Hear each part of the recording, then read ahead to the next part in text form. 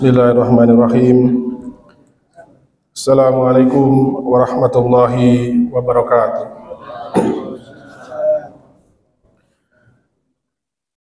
Innal hamdalillah nahmaduhu wa nasta'inu wa nastaghfiruh wa na'udzu billahi min shururi anfusina wa min sayyiati a'malina. May yahdihillahu fala mudilla lahu wa may yudlil fala hadiya lahu. Wa asyhadu an la ilaha illallah wahdahu la syarika lah wa asyhadu anna Muhammadan abduhu wa rasuluh. Ya ayyuhalladzina amanu taqullaha haqqa tuqatih wa la tamutunna illa wa antum muslimun. Ya ayyuhan nasu taqu rabbakumul ladzi khalaqakum min nafsin wahiratin wa khalaqa minha zawjaha wa basa minhuma rijalan katsiran wa nisaa'a. Wattaqullaha alladzi tasaaluna bihi wal arhama innallaha kana 'alaikum raqiba. Ya ayyuhalladzina amanu taqullaha wa qulu qawlan sadida yuslih lakum a'malakum wa yaghfir lakum dzunubakum wa man yuti'illaha wa rasulahu faqad faza fawzan 'azima. Amma ba'du. Yang sama-sama kita hormati Kepala BPSDM Bapak Iwan Kurniawan beserta jajaran,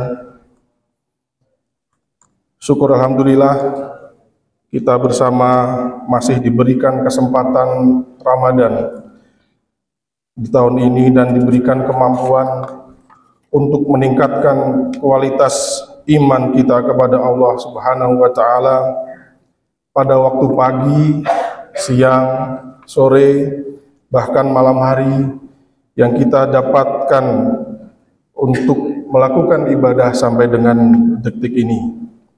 Semoga Allah Subhanahu wa taala berkenan memberikan segala rangkaian ibadah, menerima segala rangkaian ibadah kita yang telah kita tunaikan sampai detik ini. Ibu bapak jamaah sholat zuhur Masjid Al-Maidah yang senantiasa dirahmati Allah, di antara keutamaan dan keistimewaan Ramadan adalah satu bulan yang menghadirkan limpahan kesempatan untuk bermunajat kepada Allah Subhanahu wa taala. Dan di antara munajat itu dapat kita arahkan khusus untuk memohon ampunan kepada Allah Subhanahu wa taala.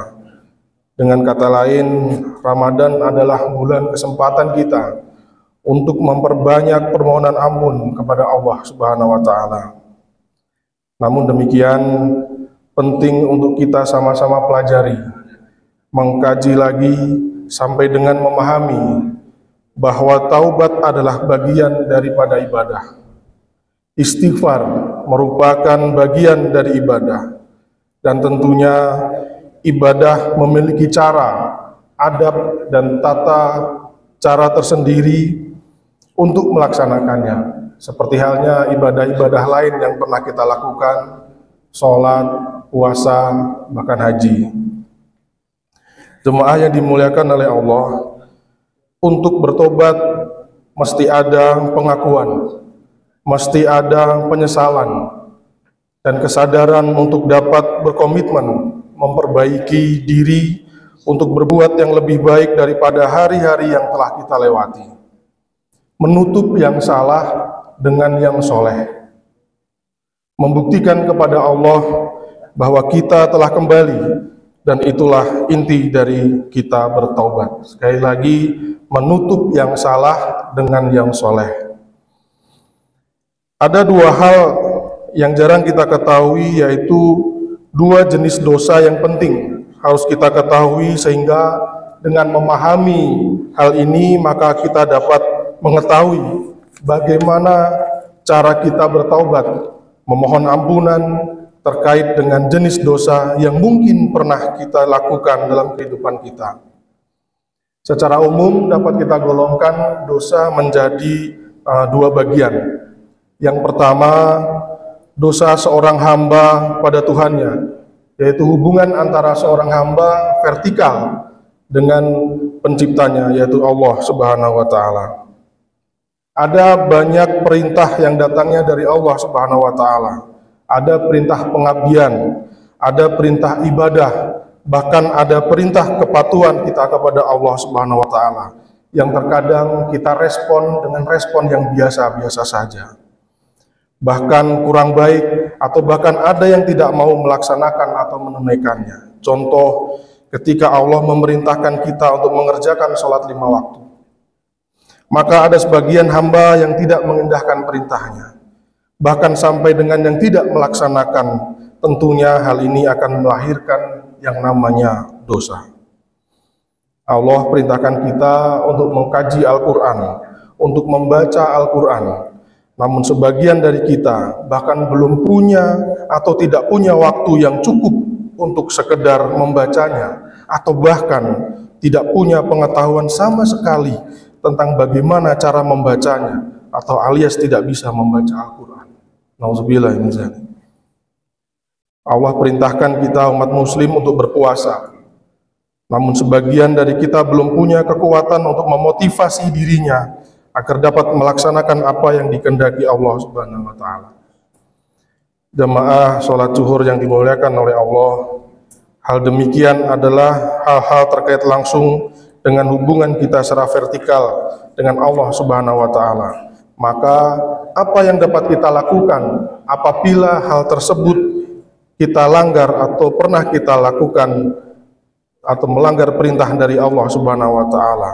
Tentunya kita harus segera menengadahkan diri, bersimpuh hanya kepada Allah Subhanahu wa taala, seraya memohon ampunannya, memohon ampunan yang sempurna dari segala dosa-dosa yang terkait hubungan antara manusia dengan penciptanya. Bagaimana caranya? Ada beberapa metode dan beberapa cara, diantaranya bisa kita lakukan melalui sholat. Sholat merupakan kunci dari kehidupan seorang muslim. Sholat merupakan tiang agama. Bahkan sholat merupakan satu hal yang akan ditanya ketika kita menghadapi Sang Pencipta kelak. Apapun ibadah yang kita lakukan seraya tidak ada gunanya tatkala kita tidak melaksanakan ibadah yang namanya sholat.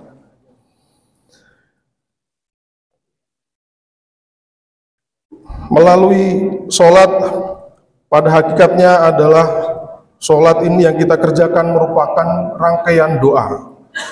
Dari berbagai ragam doa, wujudnya adalah permohonan ampun dari segala dosa, dan bentuk kita memohon ampunan dengan membaca Subhana rabbiyal azimi wa bihamdi, atau Subhanakallahumma rabbana wa bihamdika Allahumma firli, yang artinya ya Allah ampunilah aku.